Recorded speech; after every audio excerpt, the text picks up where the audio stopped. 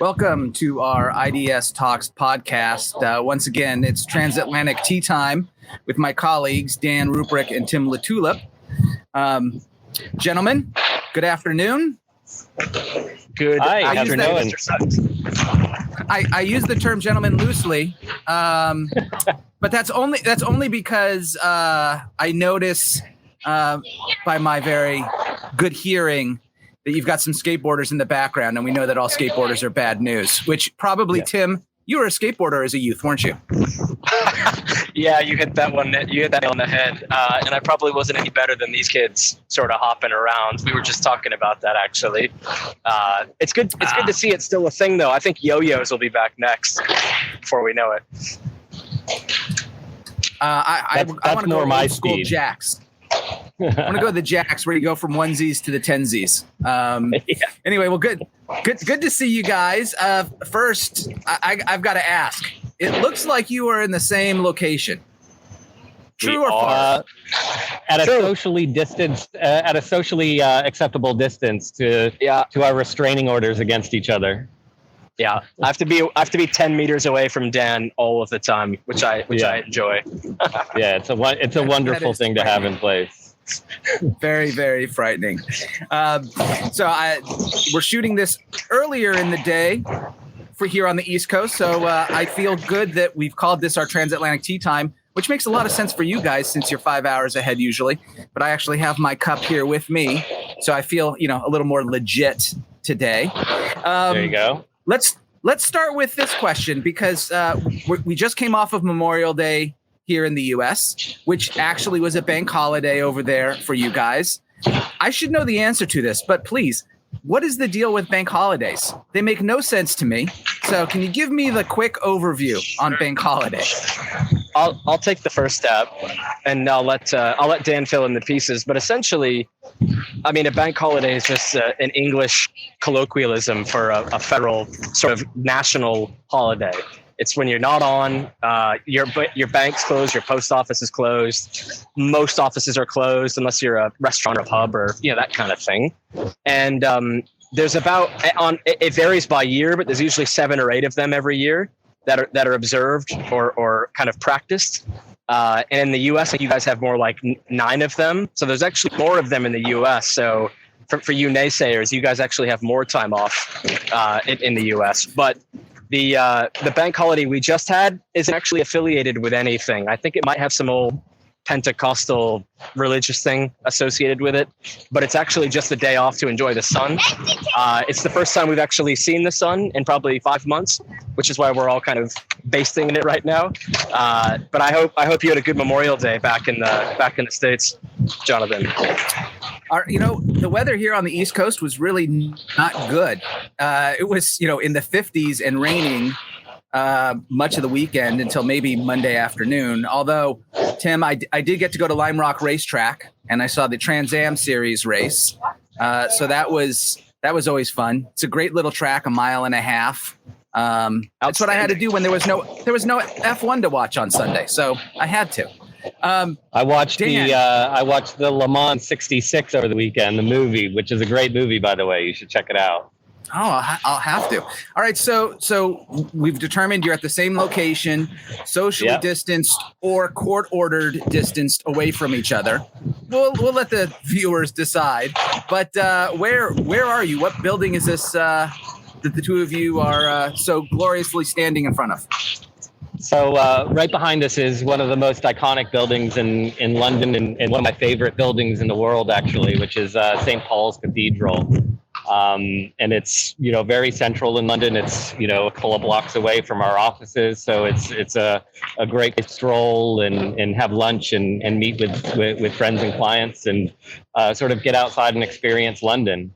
And if you don't know St. Paul's, St. Paul's is an iconic church here in the UK and in London proper. And there's actually some interesting stories behind it as well. There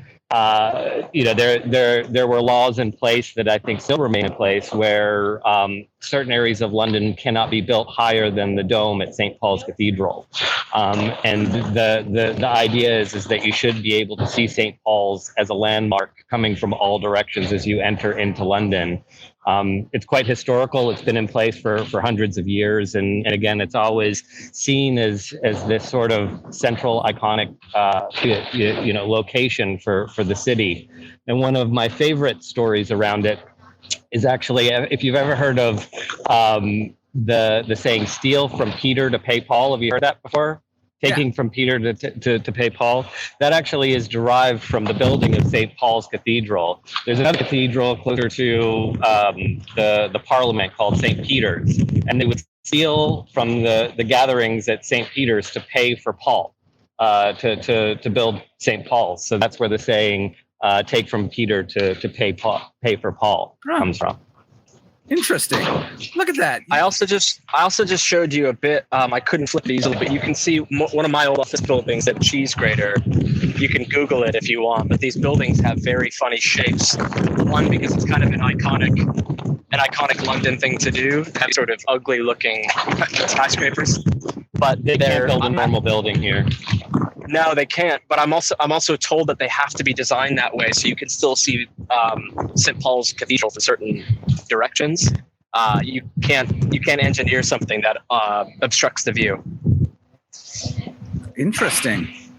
I did not know that. There are definitely cities that will have rules that, this building has to be the highest, cannot be taller than that. Well, it's like that in DC, right? You can't be taller than the Capitol or taller than the Washington Monument, something like that in DC. I don't know, Dan. I'm in Jersey. We do whatever we want in Jersey. Come on. Yeah. So let's. I feel like every time we talk, I get the mandatory COVID update from you guys, and so curious in terms of restrictions being lifted. I mean, there are a lot of people out right now. Neither of you are wearing masks, but that's kind of helpful because it would be a little difficult to hear you through a mask. But what's the latest over there? Yeah, I mean, I'll let Dan chime in, but things are on the up and up. I mean, not dissimilar to, I assume, select states in the U.S. where, incidents are quite low and vaccinations quite high. It's just a good tempo around here. You can see a lot of people kind of being comfortable but cautious. I wouldn't say it's anywhere near over. We're still going to have to be cautious through the summer, but we've got a fantastic vaccine program, as you probably see in the news and hear from us. So it's making our commitment to returning to a version of normal much more pronounced. We certainly feel good about it. We wear masks kind of when we're confined in small spaces in the office or you're in a taxi or whatever. But if you're out and about, it's deemed quite safe to not have to cover up. Dan, what are your thoughts on how this is all going? Yeah, I mean, I think it's going in the right direction. I mean, the good thing is that everyone is being sort of tentative and sort of leaving their basements and very cautious. Everyone's staying sort of in and amongst their known groups. Even for us, we are meeting a few clients and a few friends, but it's very selective at this stage. It's people that you know really well and are sort of part of your bubble to begin with. So I think the good thing is that even though we're reaching some level of normalcy, it is a very tentative, cautious normalcy, which is really what you want at this stage. We don't want to turn back the clocks on all the progress we've had over the last several months. So everybody is really almost scared straight. We're going to do it the right way because we know what could go wrong very quickly. So that's the good news is that we're out and we're about, but we're also very careful. Good. I do have to say though, it sounds like you're in a hurricane. Your wind. It's you look great in the wind, but I expect to see Tim holding onto a signpost with his legs in the. We're sort of in a draft. If you can see behind, so off in the distance there, you can see the Tate Museum, and that is essentially the Thames River over there. So they've created this corridor where you can see again St. Paul's Cathedral from one of the most famous museums in all the world, the Tate. And again, it creates a bit of a draft coming through here. So yeah, I was muting myself a little bit because I started hearing a bit of that, of the backdraft. Well, and we the three of us know our production team would tell us we're breaking all of the video and audio rules by doing this outdoors, but we don't like to but it's follow authentic. rules. It's raw. It's raw and authentic. That's right. Yeah. That's right. Yeah, I think that it's we call it organic. That's the industry lingo on that one. It's organic. And the best part, by the way, of what Tim said is, some we're getting back to normal. And I would argue that there are people out there who would say none of the three of us were ever normal. So if this helps me get closer to normal, not so bad. That's fair. That's fair. So on this topic of normal, it's been 15 months since we've really met with clients, met with prospects, gone to conferences, participated in speaking events and whatnot. I do know, they've been doing it virtually, but as we start to emerge, we're going to see more and more, I think, hybrid models or in-person models. But I was curious to find out from the two of you, are you seeing the same thing over there, and are you participating in any upcoming such events? Yeah, I'll go first. We are definitely seeing the same sort of uptick in sort of these hybrid sort of conferences or events or roundtables that still remain virtual. I think there's no real rush to get into a small room with a bunch of people, or even a conference hall with a bunch of people. So I think in the near future we're still seeing a bit of the hybrid model, if not more leaning to the webcast kind of virtual events that we've seen over the last year. We continue to participate on many of these and do so with quite a bit of gusto. We feel that we really have some important topics to cover, and in particular as we work to move out of the remote world that we've been in, or try and figure out best ways to combine the remote world and the office world that we're now moving back into. We find it's important for us in particular at IDS to really showcase how we've sort of been doing this all along. It's just an extension of our best business practice that goes back years, not just during a time of pandemic. And because of that, there are certain ways that we operate that lend themselves to this more remote work. And we're actually joining an event coming up in a couple of weeks, on July 16th, with Alternative Insights. And we'll be discussing sort of information governance, and really how well your environment's in a sort of post-COVID environment. We all spend a lot of effort trying to get to grips with our data and how it's stored in sort of the four corners of our network and our network environments at the corporation. But now that people are working from home, and they're going to be doing so for this foreseeable future, how do we sort of incorporate that remote governance aspect of it? How do we collect from those from those dispersed areas? And then in particular, we're sort of focusing in on sort of the real aspects of it, or the reality of it, when certain issues arise, such as data subject access requests, or DSARs, which are likely to become more prevalent over the coming months. How do we operate in that world? So it should be a great event, one that we're speaking on with a couple other panelists, and very excited about. And I also know Tim's speaking at a very reputable event coming up. I'll kick it over to you, Tim, to cover that. Yeah, sure. I was going to add to that. Thanks, Dan. It's beyond me why they invited me to speak at this particular event, given that it holds such high esteem in the market. But it's the Employment Lawyers Association, or ELA, and most of our friends and contacts and their networks are likely ELA members. So we will see some familiar faces. That too will be webcasts. It's too early in the year to kind of go back to a proper sit indoors, have a sandwich and coffee table outside the theater sort of arrangement. But I think because of that, more people will be able to attend some of these events, because they won't have to factor in getting up early, getting on the train, time away from their office. There's a lot of benefits to it. But this particular event is on the 9th of June, and a lot of the topics are rather similar to what Dan was just talking about. The sort of how do we identify and mitigate the risk now that we've seen more of it, let's say, over the last 15 months? What issues are sort of present and will be continually painful or challenging as people continue to work from home or work from anywhere? As some people are saying it, some people might want to go to a cafe or shared workspace rather than all the way into an office. But the fact remains that companies feel a little bit of anxiety and stress that their assets and their information are effectively on laptops and tablets outside of their building. They're in people's living rooms, they're all over the place. So there's certainly an information governance component to it, cybersecurity and the bits that Robert Kirtley's group sort of consult on are definitely of critical importance moving forward. And what really sort of concerns some of the employment law practitioners, and the ELA group will largely be external lawyers, whereas the alternative events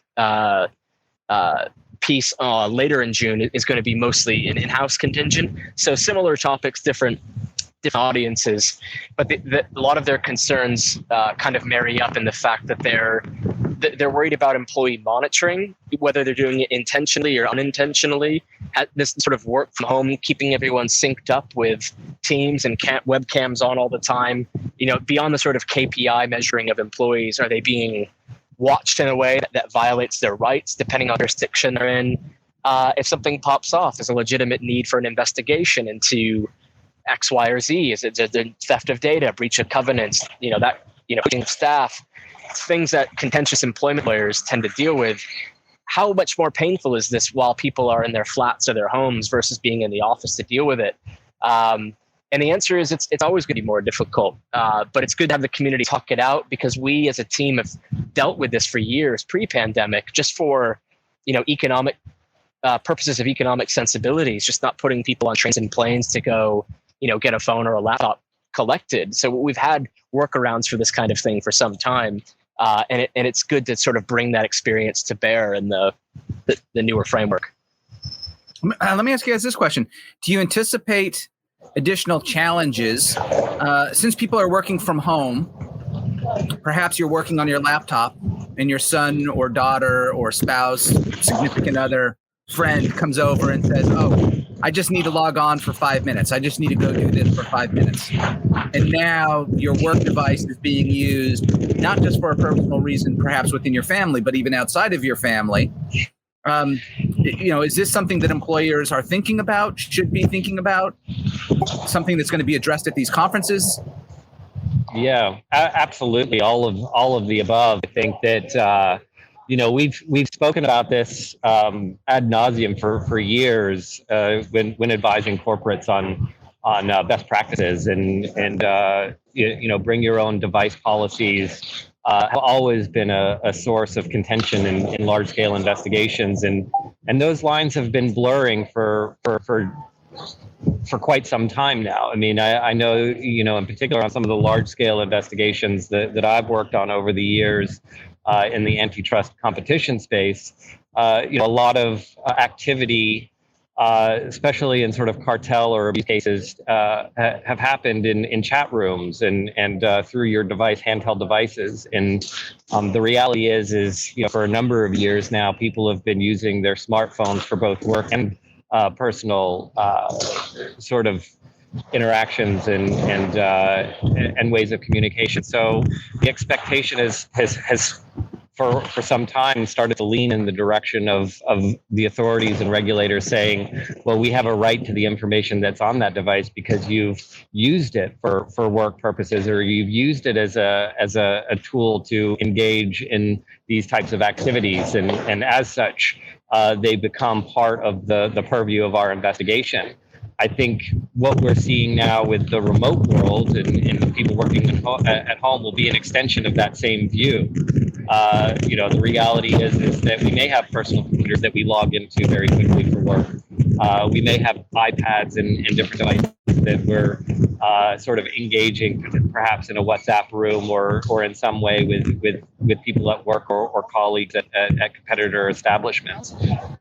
Teams, Zoom, all these various ways of communication that have become part of our new normal are going to be within the scope of many an investigation. So I think it's all going to be part of those sorts of discussions. And when we're talking about information governance in a post-COVID world, I think that's really what we're actually saying. We have to consider all of these other environments that we may have been able to separate at one point, but those worlds are colliding.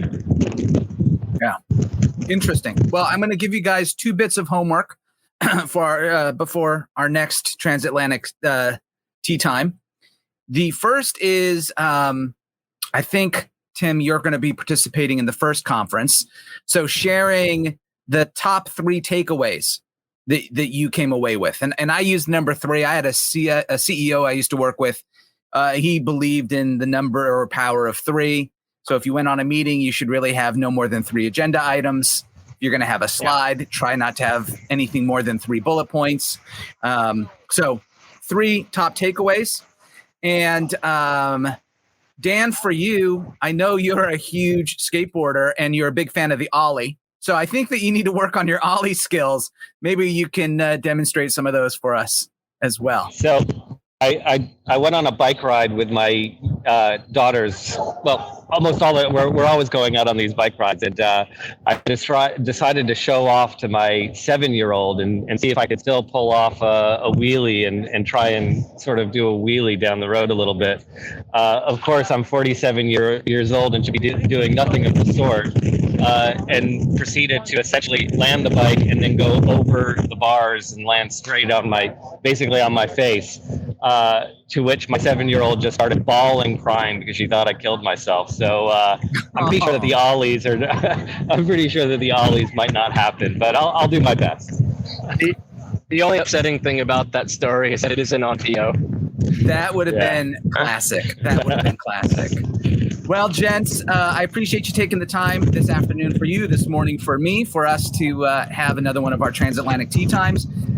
For those of you who enjoyed today's conversation, please go to YouTube under the IDS Talks channel and subscribe, or go to your favorite location for podcasts and subscribe to our IDS Talks podcast, where we not only get to talk to these 2 folks, but we talk to a lot of other interesting people. So again, guys, enjoy that great weather. I'm kind of jealous, but seeing how it's like one of 4 days where it's not raining over there, I figure you deserve it. You nailed it. Oh, I wore this today. I wore this today for you, John. This is our summer. Very nice. Glad to see you both are wearing some of our IDS. That's right. Representing. The puck. You're right. The puck is everywhere. All right, guys. It's been a pleasure. Thank you so much.